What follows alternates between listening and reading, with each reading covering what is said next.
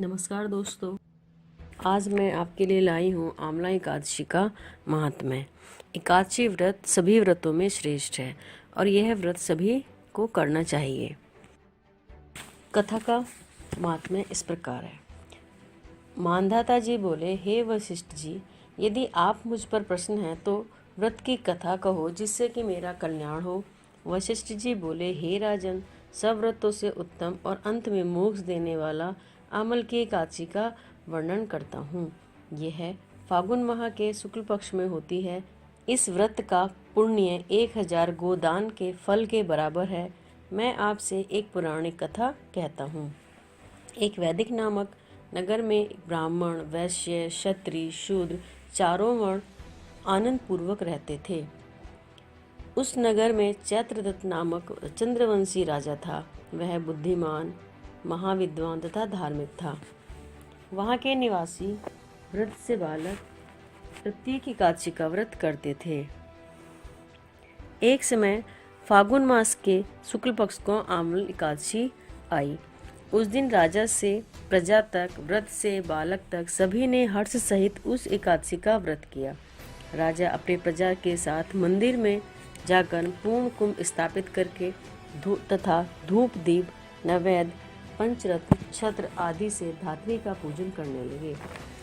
वे सब धात्री की इस प्रकार स्तुति करने लगे, हे धात्री, तुम ब्रह्म स्वरूप हो, तुम ब्रह्मा जी द्वारा उत्पन्न हो, सारे पापों को नष्ट करने वाली हो, तुमको नमस्कार है।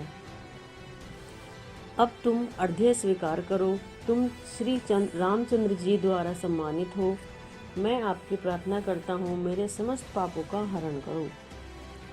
उस देवालय में रात्रि को सबने जागरण किया। रात्रि के समय उस जगह एक बहेलिया आया। वह बहेलिया महापापी तथा दुराचारी था। वह भूखा प्यासा था। उस जगह विष्णु भगवान की कथा एकादशी महात्म्य सुनने लगा। बहेलिये ने उस रात्रि को अन्य लोगों के साथ जाकर व्यतीत की थी। प्रातःकाल सभी अपने अपने घर को चले गए।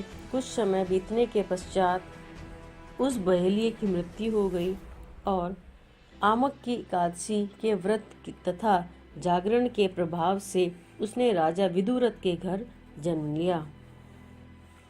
उसका नाम वसुरथ रखा गया। बड़े होने पर वह चतुरंगिनी सेना के सहित तथा धन धान्य से युक्त होकर 10 सहस्त्र ग्रामों का पालन करने लगा। वह तेज में सूर्य के, कांति में चंद्रमा के, वीरता में विष्णु भगवान के और क्षमा में पृथ्वी के समान था। वह अत्यंत धार्मिक, सत्यवादी, कर्मवीर, विष्णु भगवान का भक्त था। वह सदैव यज्ञ किया करता था। एक दिन वह राजा शिकार खेलने के लिए गया। देवयोग से वह रास्ता भूल गया। तब उसी समय वन में एक वृक्ष के नीचे सो रहा था। उसी समय पहाड़ी मलेच्छ वहां आए और राजा को देखकर उस पर मारो मारो शब्द करके टूट पड़े।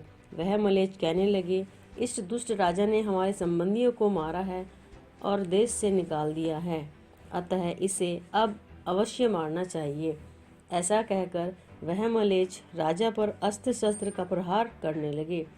उनके अस्त्र शस्त्र राजा के शरीर पर गिरते ही नष्ट हो जाते और पुष्पों के समान प्रतीत होते। उन मलेच्छों के अस्त्र शस्त्र उन पर उल्टा प्रहार करने लगे, जिससे वे मूर्छित हो गए। उस समय राजा के शरीर से एक दिव्य स्त्री प्रकट हुई, जो अत्यंत सुंदर वस्त्र और आभूषणों से अलंकृत थी।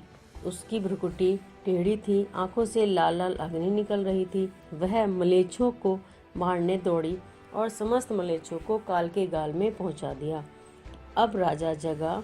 तब इन मलेच्छों को मरा देखकर सोचकर कहने लगा, इन शत्रुओं को किसने मारा है। जब वह राजा ऐसा विचार कर रहा था, तभी आकाशवाणी हुई और कहने लगी, हे राजन, इस संसार में तेरी विष्णु भगवान के अतिरिक्त कौन रक्षा कर सकता है। इस आकाशवाणी को सुनकर राजा अपने नगर को वापस आ गया और सुखपूर्वक राज्य करने लगा। महर्षि वशिष्ठ बोले, हे राजन, यह सब आमल की एकादशी के व्रत का प्रभाव था।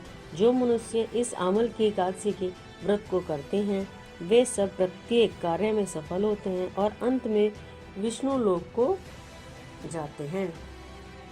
बोलो आमा लिखाची की जय, विष्णु भगवान की जय।